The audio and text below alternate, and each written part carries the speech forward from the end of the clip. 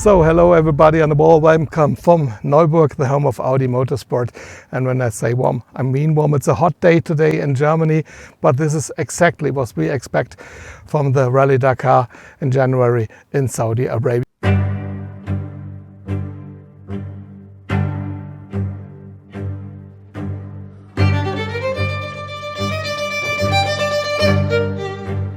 One of the biggest milestones for us is to show and prove that the electric-driven car can win one of the toughest races and the longest races in motorsport, the Rally Dakar.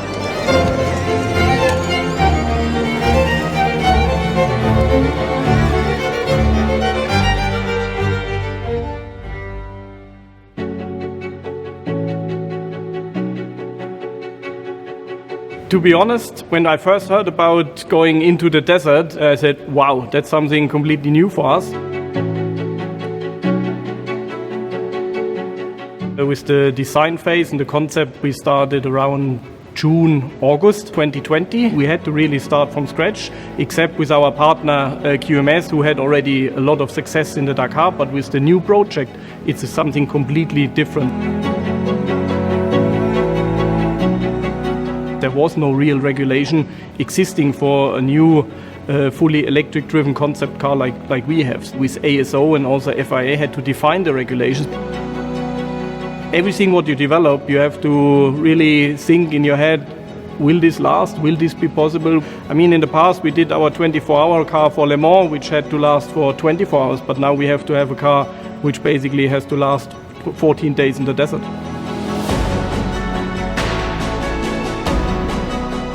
All our departments are involved, from the aero development, the chassis, suspension, everyone, engine, the electric department, our MGU, battery development. So basically the whole crew from whole Audi Sport, everybody is involved in the complete design process.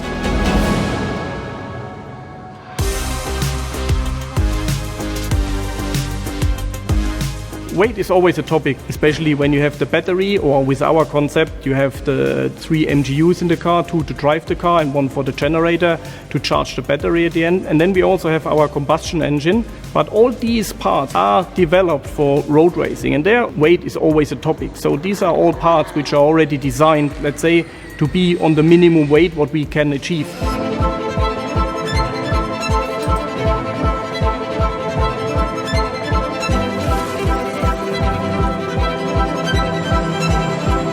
We learn so much at the moment in this project, and this is why we have to collect now a lot of data first to see if we developed in the correct direction.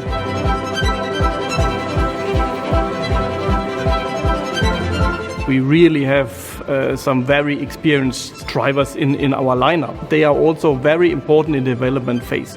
How you drive the car, how you have to feel in the car, especially now in the testing phase, but already before. Then we do the next step and analyze the data in test to see where we can go quicker or where we can get faster with the car to do also some improvements in terms of performance. We are able to really have the latest and greatest parts, let's say, from efficiency, from technology in the car, and really can show what we are able to do. And at the end, when you see the car, just how it looks, it's really amazing. And we are really looking forward to get the car into the desert finally and hopefully be successful and be on the top step at the end at one stage at the Rally Dakar.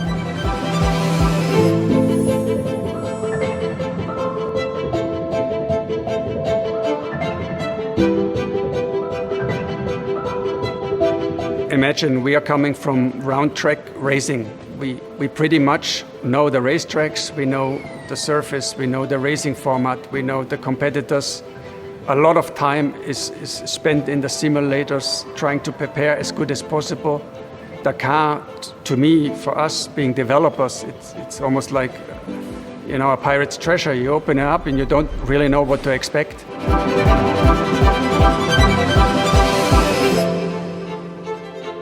Before we even thought about the car, we at Audi Sport Racing asked ourselves the question, how could the future powertrain look like? And this is why we came up with what we call the energy converter concept, which is scalable and really adapts to every use case in racing.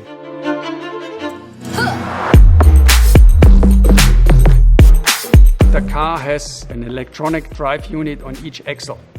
They are identical and they are not mechanically linked. There is, let's say, a mid-differential which is simulated per software.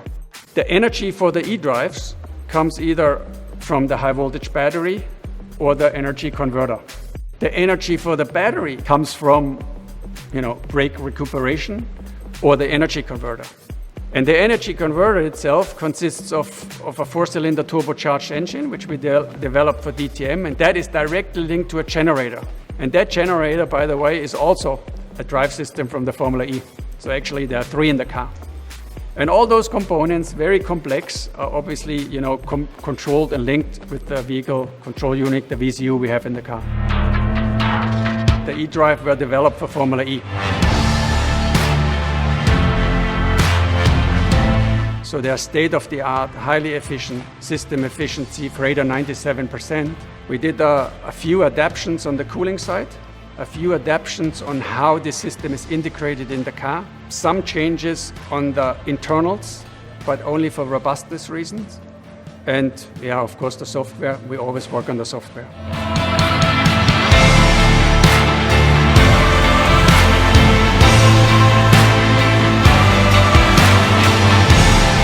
Thinking about the car, the jumps, digging into the sand, hitting stuff, stones, holes, etc. I think all components will be stressed extremely. You have hot days, cool nights, you have high altitude. The energy management has to deal with all those situations which can be foreseen. And I think that will be one of the biggest challenges in the whole project. When you look at the car, just by looking at it, you'll see Vorsprung durch Technik.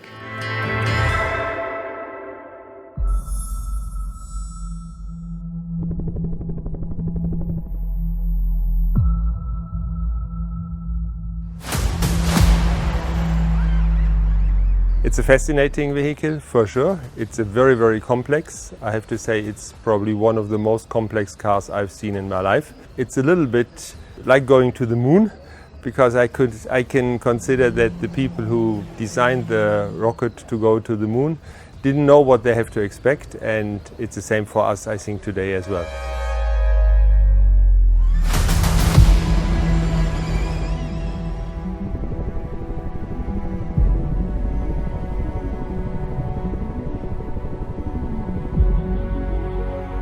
You can be the fastest car, but you will be not able to win if you don't have reliability.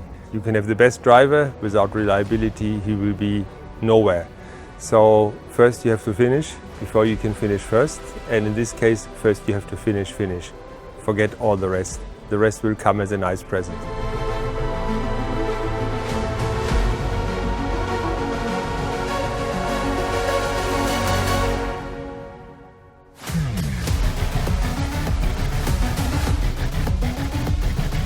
We tried to make the car service friendly, but obviously with so many electric engines, wiring lumens, fuel tanks, battery, and all of this, there's a lot more in this car than on a standard car, and that is a big difference. If you have to change, then it's a lot of work, obviously.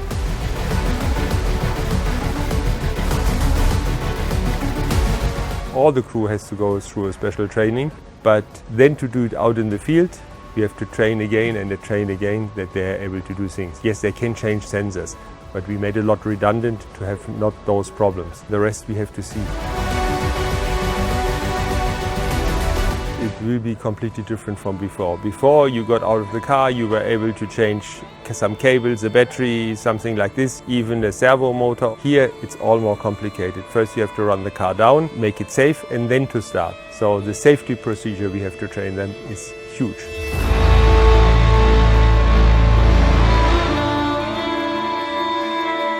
If you want to prove something in motorsports, I think this is the racing you have to take. You have lots of kilometers every day.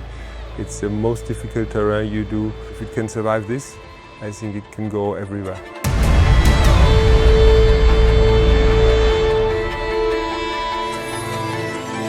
Today, we unveil the Audi RS Q e-tron, the latest and technologically most sophisticated vehicle Audi Sport has ever developed for racing.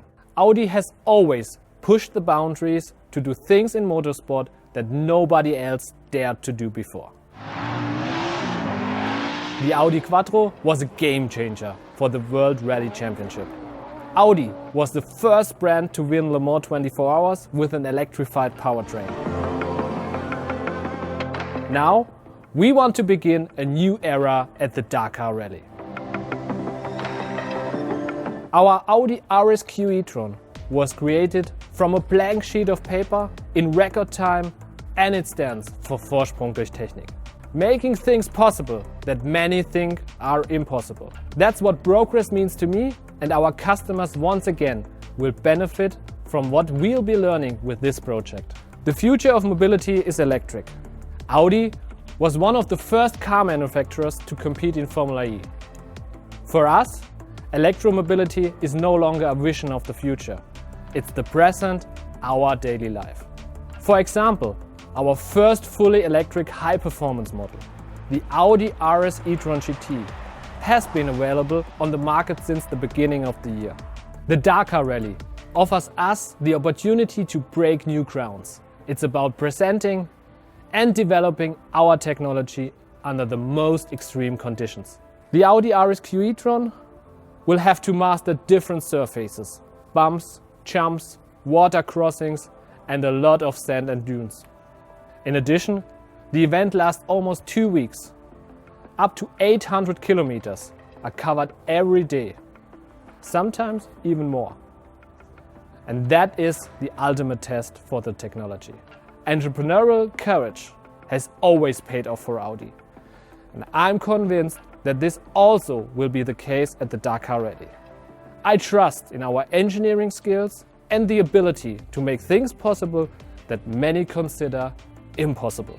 One of the key factors to enter cross-country rallying and the Dakar Rally is the freedom of the technical regulations. For example, unlike in Formula E, we can use our own battery technology. The battery technology and the energy management offer the greatest potential in e-mobility. The concept we've chosen for the Dakar Rally is very complex, and the time to prepare for our first event in January 2022 is very challenging. I'm pleased with what our engineers and designers have produced in less than 12 months since the project was conceived. I would like to thank everybody involved in this very ambitious project. To me personally, the car looks stunning, and I'm sure you will be pleased the same way.